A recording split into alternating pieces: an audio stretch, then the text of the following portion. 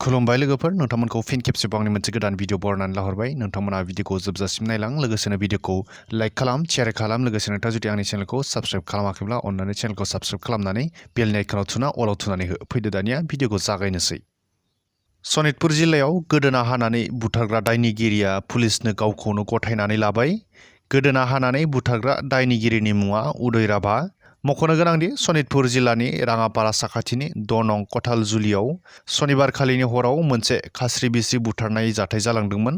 हरनि समाव 2 नं कथालजुलि गामिनि शंकर बसुमतारिनि बिसि लावदां बसुमतारिया शनिबारखालिनि हराव हारसिङै उन्दुनानै दंमोन।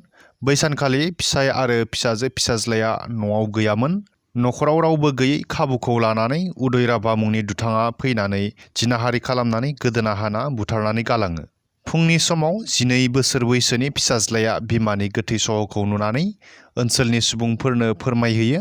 बे जाथायखौ खौरां मोननानै जाथायसालियाव सारिदुवार पुलिसा नुजाहैनानै गोथै सह'खौ बोखाङो आरो गोदोना हानायाव बाहायनाय सिखाखौबो बोखांनो हादोंमोन।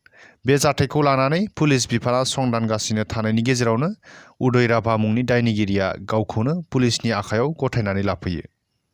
जनाइनि लाइमेकुरिनि 515 नं माहारियारि राजा लामायाव मोनसे लामानि जाब्रबथाय जादों। बे जाब्रबथायाव जायगायावनो सानै सुबुङा जिउ खोमानो गोनां जायो। मिथिनानै मोननाय बायदिब्ला पासिघाटनिफ्राय लखिमपुरथिंजाय फैबाय थानाय AS 01S 4040 नम्बरनि मारुति इग्निस साखा खबब्रै गारिया गंसे AS 09C 7419 नम्बरनि मटरसाइकेलखौ उनथिंजायनिफ्राय जोबोर गोसायै सौदावहैयो, जायनि जाउनाव बे गिख्रंथाव लामानि जाब्रबथाया सोमजियो। बे जाब्रबथायावनो मटरसाइकेलजों फैनाय सानै सुबुङा जायगायावनो जिउ गोमानो गोनां जायो।